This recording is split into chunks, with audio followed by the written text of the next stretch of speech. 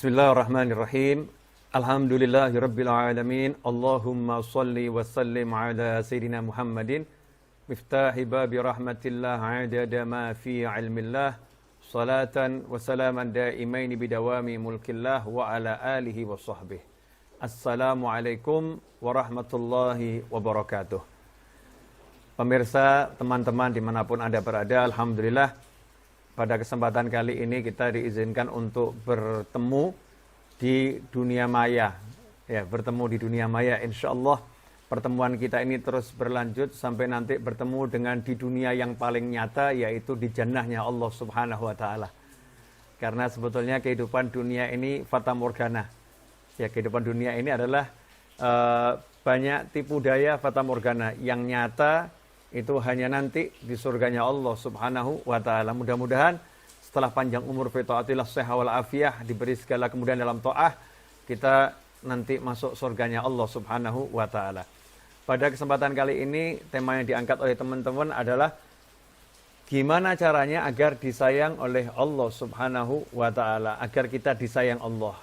Sederhana, sebetulnya kalau kita buka Al-Qur'an, ayat yang pertama kali dan ayat itu kita baca tiap hari di dalam sholat, dan dianjurkan kita untuk mengamalkan ayat tersebut setiap kali melakukan perbuatan yang baik, perbuatan yang kita dianjurkan oleh Allah Subhanahu wa taala, yaitu basmalah, bismillahirrahmanirrahim. Di dalam ayat itu sebetulnya sudah terkandung cara agar kita disayang Allah. Sudah lengkap, yaitu memulai segala sesuatu dengan nama Allah Ar-Rahman Ar-Rahim. Nama Allah yang Maha Pengasih dan nama Allah yang Maha Pengasih.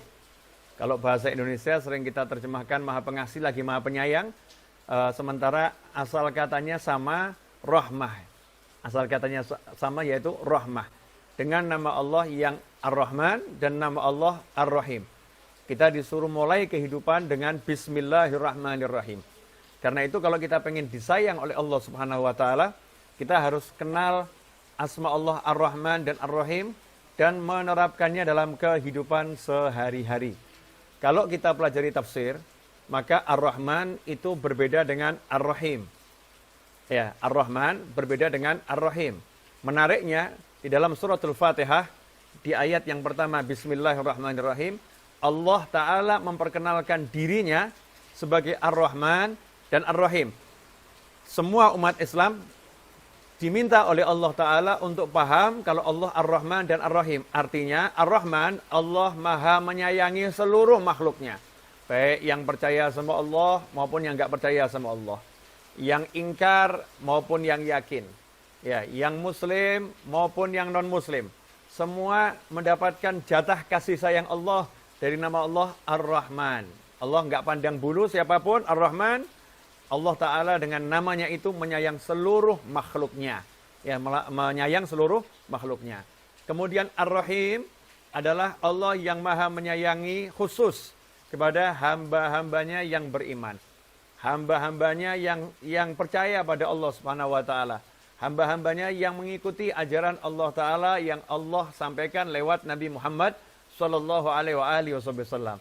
Sehingga kalau kita betul-betul paham Allah sendiri menyayangi seluruh makhluknya dan menyayangi secara khusus manusia-manusia, jin-jin, dan hamba-hamba Allah lain yang percaya sama Allah Ta'ala, maka seyogyanya dalam kehidupan sehari-hari kita pun menjadikan diri kita seperti itu. Diri kita kalau memberikan kasih sayang tidak memandang agama, ya, tidak memandang ras, ya, suku, bangsa, enggak. Kasih sayang ini kita berikan secara umum kepada seluruh makhluknya Allah Subhanahu wa ta'ala. Kalau ada orang yang kelaparan, jangan ditanya, agamamu apa? Kalau ada orang yang kelaparan, jangan ditanya, ya, kamu percaya enggak sama Allah Subhanahu wa ta'ala? Jangan ditanya. Orang kelaparan butuh makan, kasih makan. Salah seorang nabi-nabi terdahulu, kalau saya enggak salah ingat, Nabi Ibrahim atau yang lain, karena saya lagi enggak ingat betul namanya siapa, nabi-nabi yang terdahulu, ada yang orang datang ke rumahnya minta makan saat itu, kemudian oleh Nabi tersebut ditawarkan, ini bukan Nabi Muhammad SAW, Nabi-Nabi terdahulu, ditawarkan dulu, masuklah kamu ya agamanya Allah Ta'ala, kamu percaya sama Allah Ta'ala, nanti kamu beri saya beri makan. Kalau tidak, saya tidak akan kasih kamu makan. Maka orang tadi pergi. Karena dia nggak mau mengikuti ajaran Nabi tersebut. Orang tadi pergi. Saat orang tadi pergi, maka Allah Ta'ala menegur Nabi itu. Ya, Allah menegur sang Nabi dan berkata kepadanya, sekian puluh tahun ia ingkar kepadaku. Sekian puluh tahun ia tidak percaya kepadaku. Sedikit pun aku tidak pernah menghalangi rezekinya.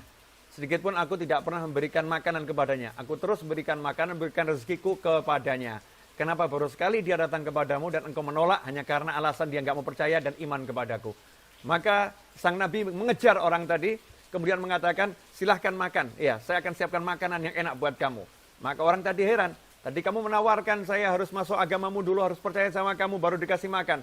Tapi kenapa sekarang kamu mau kasih saya makan? Ya, tanpa syarat apapun.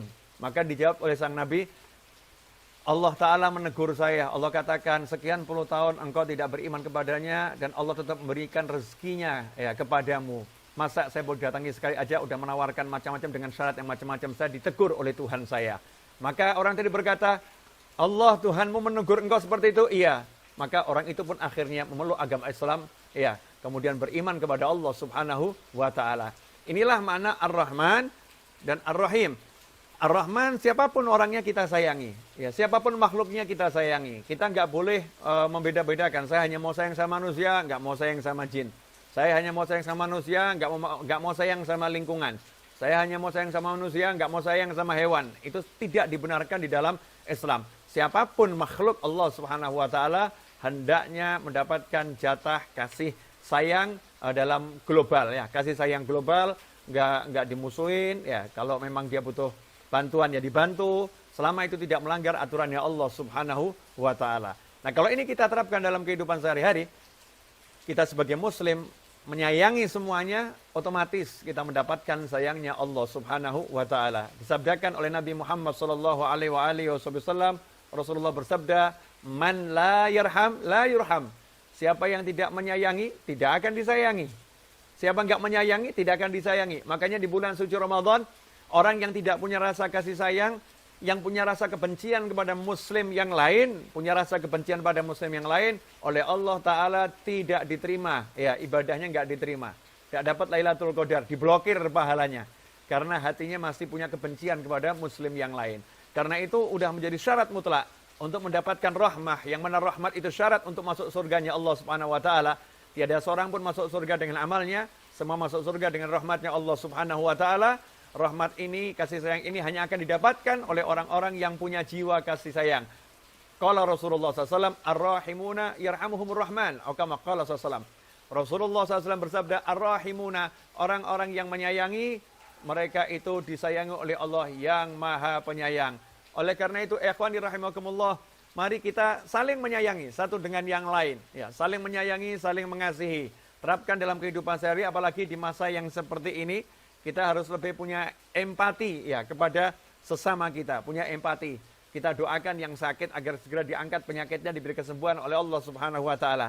Karena itu kalau kita lihat amalan Islam ini yang berhubungan dengan makhluk lain, pahalanya sangat besar. Contoh, amalan yang sederhana ya. Sebenarnya kalau dihitung-hitung nggak masuk akal. Dihitung-hitung ya, nggak masuk akal.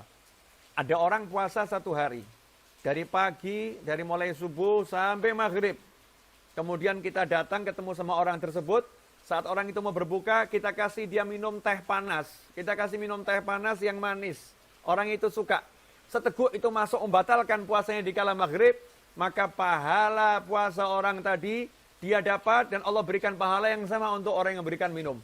Dengan memberikan minum saja, kenapa sama Allah Ta'ala dikasih pahala puasa 1 hari penuh diberikan kepada orang yang mau ngasih minum atau ngasih makan untuk menjadi pembatal santap berbuka seseorang?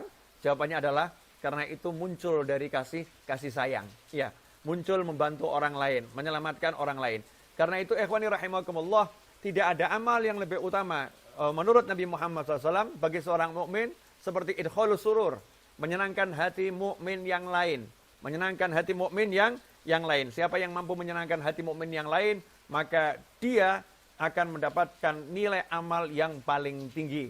Karena itu kalau kita lihat saat Nabi Muhammad sallallahu alaihi wasallam pulang dari Gua Hira setelah mendapatkan wahyu yang pertama, Rasulullah SAW saat itu lagi dalam keadaan yang butuh dukungan. Ya, butuh dukungan karena barusan bertemu dengan malaikat Jibril alaihissalam. Nabi Muhammad SAW bahkan tidak tahu saat itu secara ilmu zahir, menurut data-data yang ada, Rasul nggak tahu siapa yang ditemui. Malaikatnya bahkan nggak ngaku, saya malaikat, enggak. Meluk Nabi Muhammad SAW dan tidak pernah ngasih tahu, saya malaikat Jibril. Bayangkan, seseorang yang kemudian tiba-tiba dipeluk oleh makhluk, ya, yang punya 600 sayap, dipeluk oleh makhluk yang badannya keker, yang besar, ya, makhluk yang nggak dikenal, tiba-tiba memeluk dan tidak ngasih keterangan, tiba-tiba pergi makhluk tersebut. Maka Nabi Muhammad SAW pulang ke rumahnya, bertemu istrinya tercinta, istri yang paling dicintai, istri yang mendapatkan salam langsung dari Allah Subhanahu wa taala, Sayyidah Khadijah radhiyallahu taala anha. Saat itulah Nabi Muhammad SAW menyatakan, zammiluni, zammiluni, selimuti aku, selimuti aku. Minta diselimuti. Maka Sayyidatuna Khadijah radhiyallahu taala anha paham, tidak sekedar memberikan selimut ke tubuh Nabi Muhammad SAW, tapi Sayyidatuna Khadijah radhiyallahu anha seorang istri yang solihah, segera menyelimuti hati Nabi Muhammad SAW, menyelimuti dengan kata-kata yang indah, dengan kalimat-kalimat yang penuh cinta, dengan kalimat-kalimat yang lembut. Sayyidatuna Khadijah mengatakan, jangan khawatir, Tuhanmu Allah Ta'ala tidak akan pernah mencelakakanmu selama-lamanya, tidak akan merendahkanmu selama-lamanya, karena engkau adalah orang yang suka memberi makan orang yang kelaparan. Kamu adalah orang yang suka memberi pakaian mereka yang tidak punya pakaian. Engkau adalah orang yang suka menyambung hubungan dengan orang-orang yang memutuskan tali silaturahim. Engkau adalah orang yang menyayangi orang lain, makhluk Allah yang lain. Semua yang disebutkan adalah sifat-sifat kemanusiaan. Ya, sifat-sifat kemanusiaan, sosial. Karena itu ya ikhwani rahimakumullah, kalau kita ingin mendapatkan derajat yang tinggi di sisi Allah Subhanahu wa taala, kalau kita ingin disayang oleh Allah Subhanahu wa taala, caranya adalah menjadikan diri kita punya hati yang penuh kasih sayang, dan perbuatan kita perbuatan yang bersifat kasih sayang. Apapun itu, selama tidak melanggar aturannya Allah Subhanahu wa taala, akan menjadi sesuatu yang menyebabkan kita disayang oleh Allah Subhanahu wa taala. Karena itu kalau kita habis subuh, misalnya kita membaca doa astaghfirullah lil mu'minin wal mu'minat 27 kali setelah sholat subuh, astaghfirullah lil mu'minin wal mu'minat 27 kali, memintakan ampun mukminin wal mukminat yang telah meninggal dunia, yang masih hidup maupun yang akan datang, astaghfirullah lil mu'minin wal mu'minat 27 kali, maka kita diberi ampunan oleh Allah Ta'ala sebanyak jumlah mukminin mukminat yang ada di jagat raya. Kenapa seperti itu? Karena doa ini muncul karena kita menyayangi mukmin yang lain, ya, karena kita menyayangi muslim yang lain. Ikhwani rahimakumullah. Karena itu semua perbuatan yang bertentangan dengan kasih sayang diganjar, dihukum oleh Allah Ta'ala, dibalas oleh Allah Ta'ala dengan murkanya Allah Subhanahu wa taala. Contoh, membuka aib. Orang yang suka membuka aib orang lain. Apa sabda Nabi Muhammad SAW? Siapa yang suka membongkar aib orang, maka aibnya akan dibongkar oleh Allah Subhanahu wa taala di dunia dan di akhirat. Na'udzubillah min dzalik. Karena membongkar aib ini perbuatan yang tidak punya kasih sayang. Ya, bukan muncul dari jiwa kasih sayang. Karena itu hukumannya berat. Semua perbuatan kepada makhluk Allah yang lain yang tidak dilandasi kasih sayang, maka hukumannya dari Allah Ta'ala berat. Ya, hukumannya dari Allah Ta'ala bahkan seringkali langsung. Ya, hukumannya langsung. Karena itu ikhwani rahimakumullah, perhatikan dalam kehidupan ini, selama ini kita berbuat berlandaskan Ar-Rahman Ar-Rahim, atau kita berbuat tidak pakai Bismillahirrahmanirrahim. Ya, kita berbuat dengan ego kita. Ya, berbuat dengan nafsu kita. Ya, berbuat dengan amarah kita. Tidak dilandasi dengan Bismillahirrahmanirrahim. Kalau kita lihat Islam, sampai-sampai urusan melakukan sesuatu yang halal, menyembelih hewan kurban.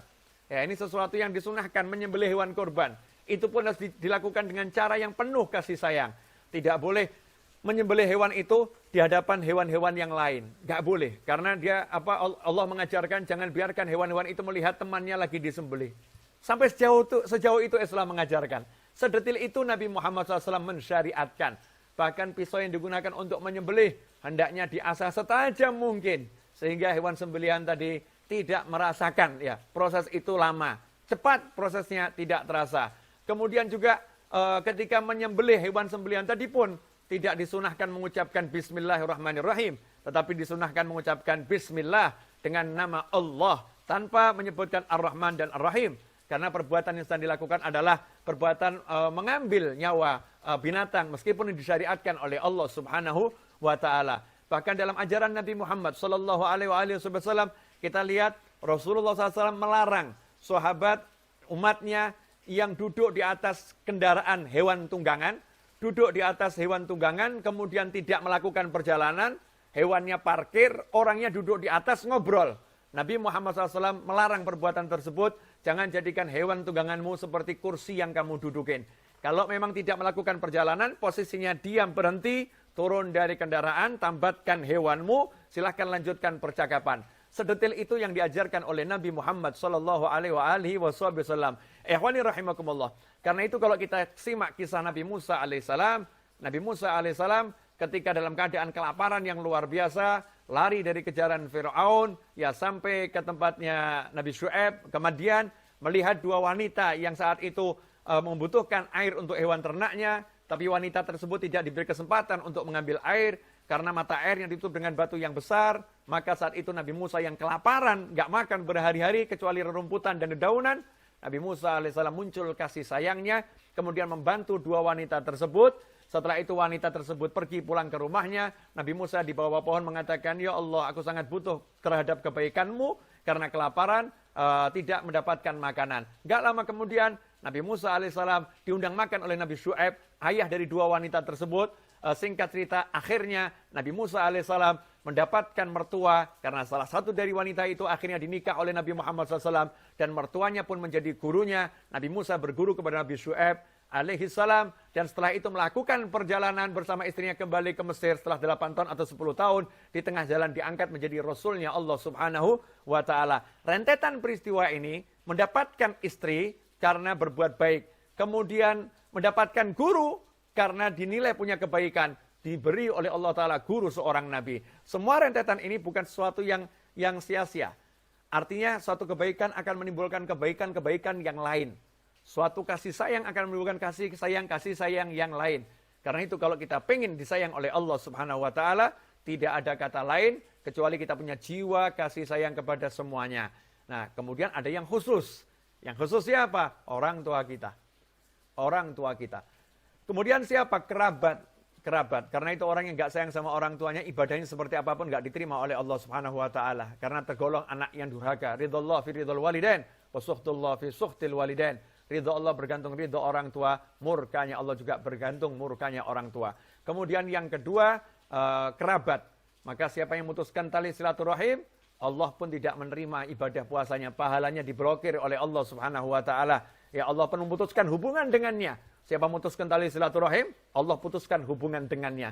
Ini semua menunjukkan bahwasannya menyambung hubungan dengan kerabat terdekat adalah cara untuk mendapatkan kasih sayangnya Allah Subhanahu Wa Ta'ala, dan sebaliknya memutuskan hubungan dengan kerabat terdekat, bahkan naudzubillah min dzalik, kalau sampai melukai hati orang tua, membuat marah orang tua, maka Allah pun akan murka kepada manusia tersebut. Ikhwani rahimakumullah, kendati sekitar 25 menit saya berbicara, mudah-mudahan yang 25 menit ini berkah dan manfaat.